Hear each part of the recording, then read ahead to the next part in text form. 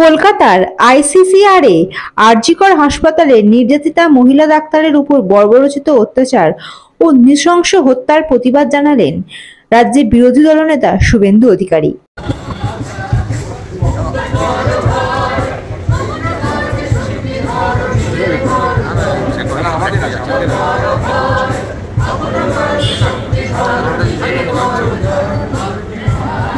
এবং তারপর তিনি সাংবাদিকদের মুখোমুখি হন। প্রথম দিন থেকেই তো প্রতিবাদ করছি, আমাদের পার্টিও করছে, আমরাও করছি, সবাই সবার মতো করে করছি।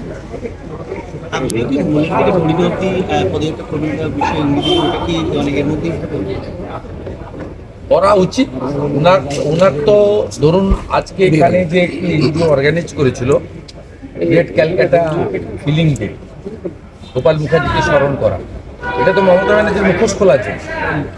উনি আজকে খেলা হবে দিবস করছেন, মদ মাংস খাওয়ার জন্য 15,000 করে টাকা দিয়েছেন। উনি কেন 16 আগস্ট করছেন? 10,000 বাঙালি হিন্দু যেদিন কলকাতাতে কতল হয়েছিল ওই দিনটা সেলিব্রেট করছেন উনি রাম মন্দির যেদিন উদ্বোধন হয় সেদিন ওনাকে মিছিল করতে হয়, দিয়ে বলতে হয় পার্ক সার্কাসে দাঁড়িয়ে হিন্দুরা কাফের। অর্থাৎ উনি মৌলালি থেকে ডোরিনা ক্রসিংয়ে হেঁটে যেসব মিথ্যা কথা আজকে বলে এসছেন এর উত্তরও দেওয়া উচিত, এবং সেটা নিশ্চিতভাবে আমার পার্টি অ্যালাউ করলে আমি দেবো। শুনুন, আপনি আজকে আরো একবার সবাইকে সংঘবদ্ধ হতে বললেন। হ্যাঁ, হিন্দুদের এক হতে হবে। তো আমি তো হিন্দুদের এক করে 1956 ভোটকে 8,200 লিড করিয়েছি। আমার 70% হিন্দু এক হয়ে গেছে। পরের বিধানসভায় আমি আমার এলাকায় 90% হিন্দু এক করব। এটা অন্য কোনো ধর্মকে, সম্প্রদায়কে অন্য কোনো মানতে পারেন। আমরা তো বিবেকানন্দ শিষ্য, সব ধর্মের প্রতি শ্রদ্ধা আছে, কিন্তু মুসলিমদের শতকরা 95% বেশি তারা ভোট বিজেপিকে দেবে। আমি আমার উপলব্ধি থেকে ব্যক্তিগতভাবে বলছি। অতএব আমি বারবার তাকে আবেদন করছি, তাকে রাষ্ট্রবাদী বলছি, সে পরিষেবা পাচ্ছে, সবই হচ্ছে, তারপরেও তো সে ভোট দেবেন আমি জেনে গেছি।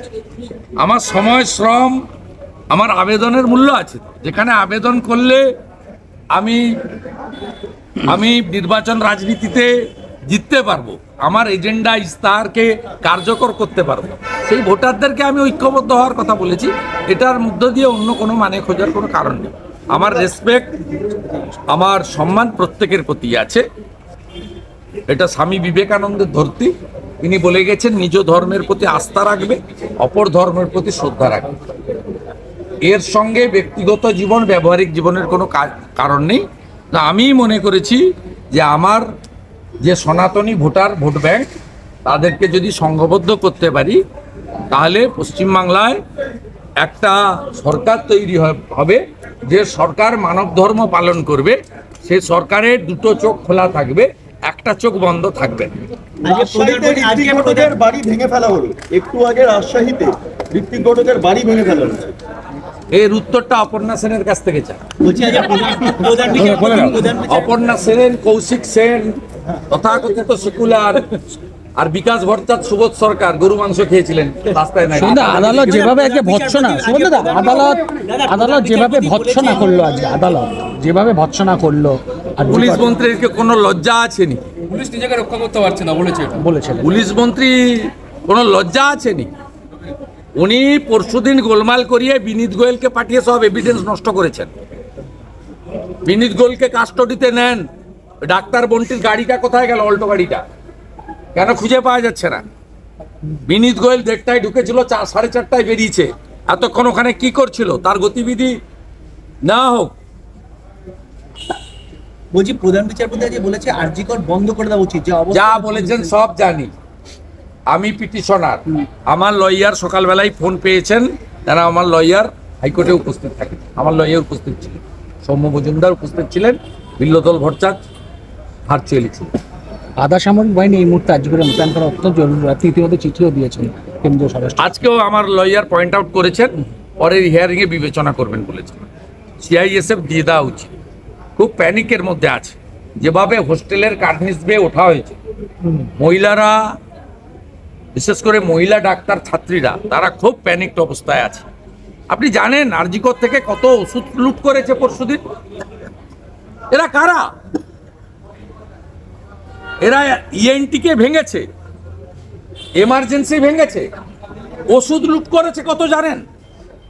কাদের পাঠিয়েছিল ওখানে? তৃণমূল। ওষুধ লুট করেছে। বাংলাদেশের গণভবনের ছবিটা এখানে হয়েছে। কারা করেছে শুভেন্দুদের নির্দিষ্টভাবে যদি বলেন, কারা করেছে আপনার? তৃণমূল। অতীন ঘোষ, রাজু সেন সোনমারা জানে, ছবিগুলো তো কথা বলছি। জানি উল্টা কে বেল গেছে কাশীপুরে? কে ওরা? নারায়ণ গোস্বামী কাঁধে হাত দিয়ে ছেলেটা কে? অশোকনগর থেকে কারা এসেছিল? ট্রাকে করে নিয়ে আসা হয়েছিল। হ্যাঁ, ডানলপ থেকে ট্রাকে, অসংখ্য ট্রাকে এসছে, টিটাগড় থেকে লোক নিয়ে এসছে, সব চিহ্নিত। আমি আপনাকে 100টা নাম, ছবি, ঠিকানা দিয়ে দিই।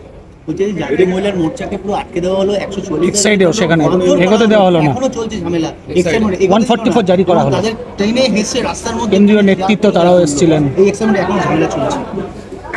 দিল্লি থেকে এসেছিলেন তারা। এটা তো আমরা অভ্যস্ত, আমি অন্তত 75 বার কোর্টে গেছি। এটা আজকেও করেছে, ভবিষ্যতেও করবে। পশ্চিমবঙ্গে গণতন্ত্র নেই এবং পশ্চিমবঙ্গের মানুষের কোনো বাক স্বাধীনতা নেই। এর সলিউশন একটাই, হাজার হাজার লোককে নিয়ে রাস্তায় নামতে হবে, যাতে পুলিশ ছুটে পালায়। রাজকের বলার জন্য খুব কষ্ট হয়েছে, মুখ্যমন্ত্রী বলছিলেন, বিজেপির নেতা। হ্যাঁ, আমি বলেছি, আবার বলছি, Vineet Goyal rascal. Bureau report, ND Bangla news. সবার আগে সব খবর, সঠিক খবর পেতে ফেসবুক পেজটি ফলো করে এবং ইউটিউব চ্যানেলটি সাবস্ক্রাইব করে রাখুন আর শেয়ার করতে ভুলবেন না।